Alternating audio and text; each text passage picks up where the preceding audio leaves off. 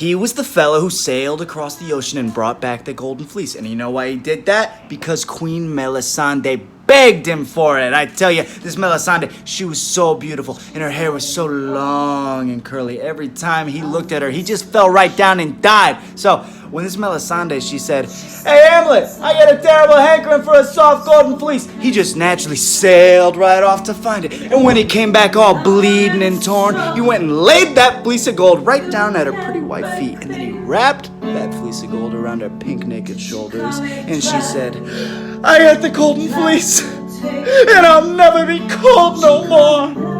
Melisande, what a woman. What a name.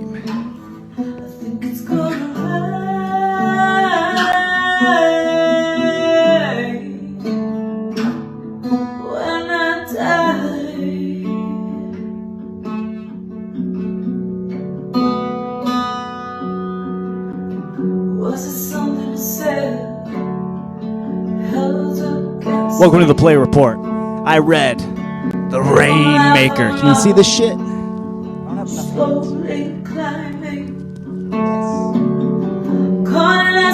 hands. It's raining. I don't have enough fucking hands. You know, I'm trying to capture this shit. It's raining. I'm like, oh, come on, Jordan. It's fucking destiny. You gotta fucking do this podcast in the rain, but you have fucking podcast.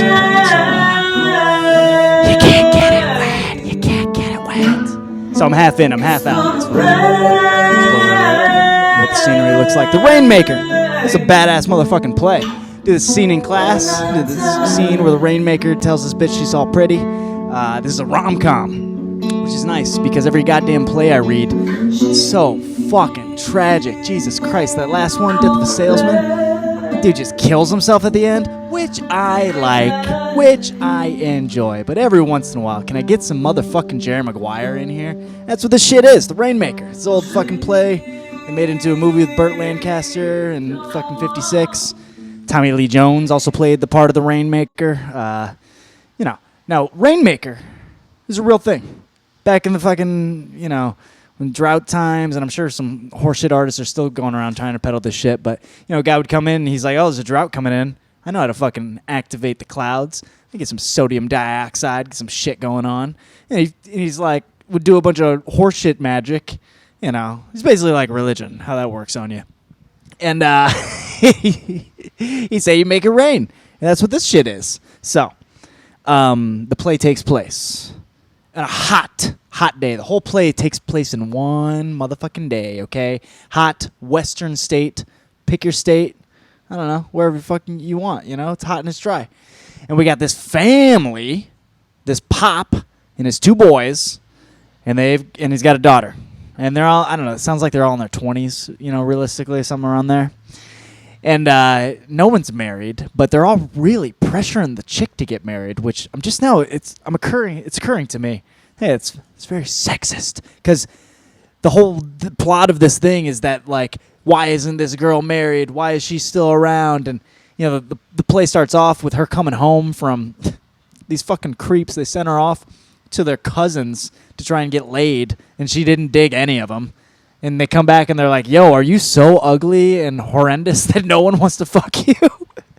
That's basically what they laid on her sister. And she's like, "Fuck you. I don't even want a man. Everyone's over there watching me trying to fucking find a husband or some shit."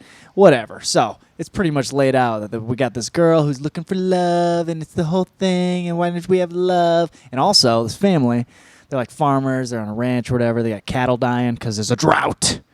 There's a drought. You know, when Jason Aldean gets on there and he's like, "They don't know the blood, sweat, and tears it took to live their dreams. How we prayed for rain." That's a real thing. You know, I come from fucking Farmville, USA, where we do some praying. I didn't personally because I didn't really give a shit. I didn't have a farm. But those that did were praying. They were praying. All right. So, there's a drought. This girl can't get laid. Yada, yada, yada. Keeps fucking dragging on. Then there's a sheriff in town, a deputy, if you will. I think it's a deputy. And they're like, "Hey, why don't we fix this single guy up with our sister? He looks like a strapping young man. She's a strapping young woman. let's do it. They go over to his place, and they're like, yo, what's the deal, bro? You divorced? You what's up? And he's like, my wife died. And they're like, dude, your wife didn't die. He's like, yeah, my wife died. Like, this is a dude who goes home and just fucking pounds Chef Boyardee and PBR. Not so different than myself. Anyways, he's single, and he likes just fucking listening to his Alice in Chains on the radio and being a single man and fucking jerking off and calling it a day. They're like, yo, File, when are you going to get a woman? He's like, I had a woman. She died. They're like, dude, that's bullshit. Your wife ran out on you. We all know that. And he's like, fuck you.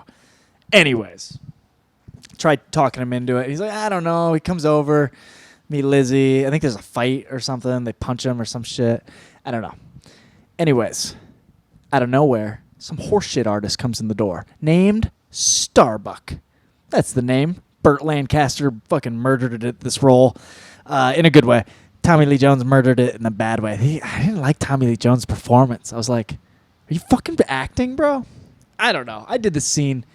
My acting teacher, he's like, yo, you got to be bigger than life. You got to be like, ooh, hiya, hoo. I don't know. Toss some of that shit on there. Burt Lancaster, I thought was Charlton Heston up until, well, I still think he is. That's who Burt Lancaster is to me. He's so hesty. What happens? Horseshit artist comes in town, and he's like, hey, guys, it's a fucking drought. I'm a rainmaker. This is a thing. Give me $100. I'll make it rain on your shit. I'll make it rain. I'll make it rain. I'll make it rain on them hoes. I'll make it. And the dad is like, all right, let's do it. And the fucking oldest son, Noah, who's a real prick, by the way, a real make sure you clock in, do your job good, and don't expect anything good out of life, motherfucker. Anyways, he's like, Dad, don't give him $100. What are you, insane? Dad's like, yeah, I am a little insane, actually. So they fucking hire this guy. They give him $100, okay?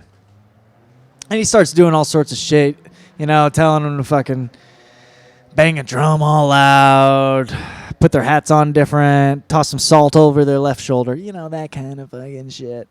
And they keep going. And meanwhile, Lizzie and Starbuck meet, because that's what happens in a story. There's a guy, there's a girl. He's a little crazy. She's pretty single. What's going to happen? I think they're going to do the sticky icky eventually. Anyway. She gets all fucking hot for Starbuck because she gets told off by her asshole brother Noah. He's like, you're just fucking plain. You're just this fucking whatever. It kind of chilled off raining. I guess I can walk around with this shit now. Oh, shit. I'll give it a little fucking walk and talk. She gets in a fight with Noah. Noah's just like, yo, you're just some plain bitch. You're never going to fucking leave this place. And anyway, Starbuck sticks up for her. Starbuck's like, hey, fuck you. She's pretty. She's beautiful. And she likes it. Makes her coochie hot. Makes it a little wet, you know? Give a girl a compliment.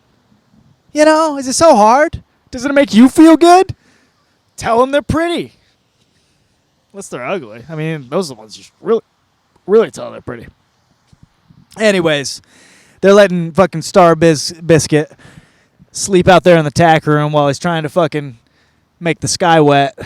And Lizzie comes out there, and she's like, yo,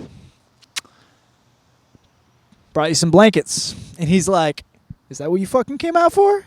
And she's like, yeah, that's it. He's like, you sure you didn't want to fuck? Something like that. Anyways, he's like, hey, what's wrong, Lizzie? Don't you know you're fucking pretty? And she's like, I'm not. I'm fucking boring girl. I'm just getting out of a boring life my whole fucking life. And he's like, I mean, you know, you should dream you're somebody better, you know? And she's like, what, like you? Fucking picking some made-up name like Starbuck? It's probably not even real. And he's like, yeah, it's not real, bitch. I did pick it. And that's the way you should live life. Be who you want to be. Be Luke Skywalker if you fucking want to be. And he starts spitting shit. He's like, yo, you should be Lizzie is boring. You should be like this bitch Melisande. You ever hear of Melisande? That was King Hamlet's wife. And she like gets all wrapped up in this shit. She's like, oh my God, he was making me feel beautiful. And he like makes her say, she's like, tell me you're pretty. Tell me you're pretty. And she does. And then they make out. Today's day and age, I think they would have effed. And then she's like, I think I'm falling for this guy. I think I could rock this shit. But the cops come for Starbuck because they're like, hey, there's some horseshit artist out there in the world going from town to town trying to tell people he can make it rain and he can't. Which I think is bullshit in the battle of capitalists and economics, because it's like, it's fair ball. If this guy can talk some people into letting them, give them $100 to make nothing happen, fuck them. They're the idiots. Anyways, they come up to fucking arrest this guy.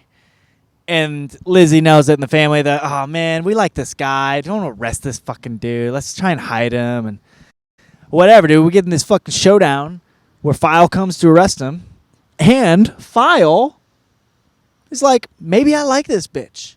Maybe I do like her.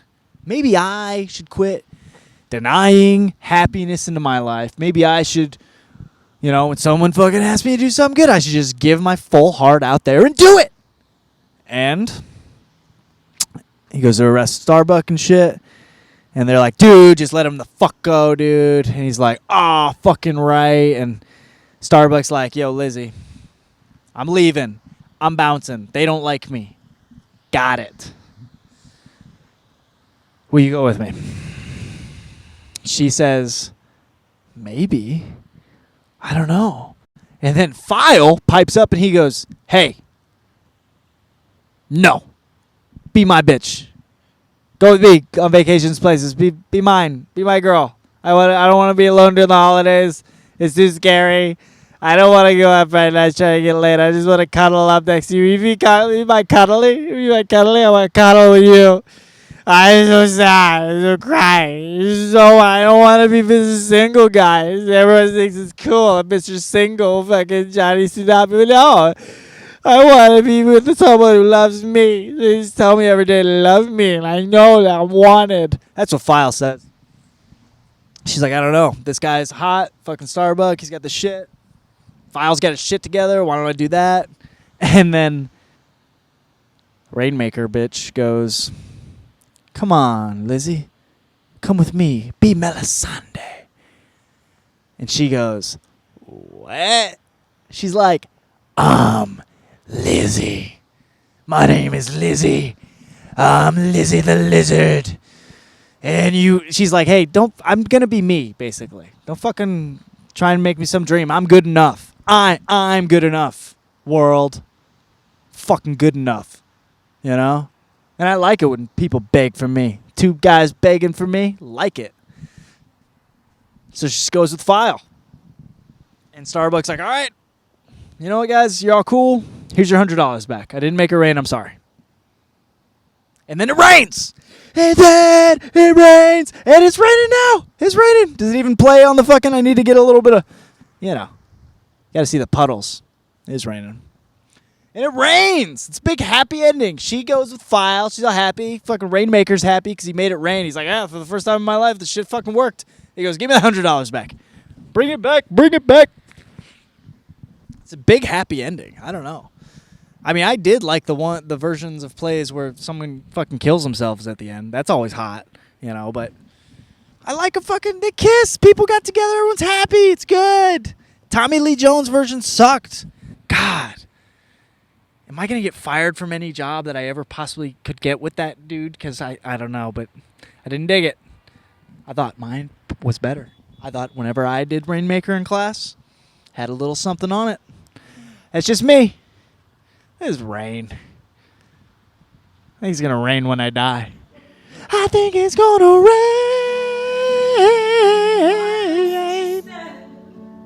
Oh, when I die. I don't know. I don't know if many current versions of this play have been made, I'm turning into kind of a nerd about this shit, so I want to play this shit from now on. Hope I get to be the Rainmaker one day. Or, who crushed it as Noah in that Tommy Lee Jones version? Fucking James Cromwell. Jimmy Crom. I don't know. He's a fucking actor. He's been around forever. It's raining. So I waited for destiny to happen, okay? I pretty much got caught up to date with this play and doing the scene and shit, and then it's raining. And I came home from work, and I was like, I need to fucking have a beer and do this podcast. I think it's gonna rain. You know what? I apologize. apologize. I forgot to say the most important thing I learned about this play. In that Burt Lancaster film, Lizzie is played by Katharine Hepburn. And it sucks. Oh, it's so bad. It's such bad acting. She has like a bunch of Academy Awards too. It's terrible. I mean, someone should have fucking stopped this woman and said, stop it. Quit. Bad acting. Don't let Noah be your looking glass, Lizzie. It's gotta be inside you. And then one day, the looking glass, it'll be the man of your dreams. It'll be his eyes, maybe. And then he'll be more than pretty, Lizzie. He'll be beautiful. Love to hate me, but did she come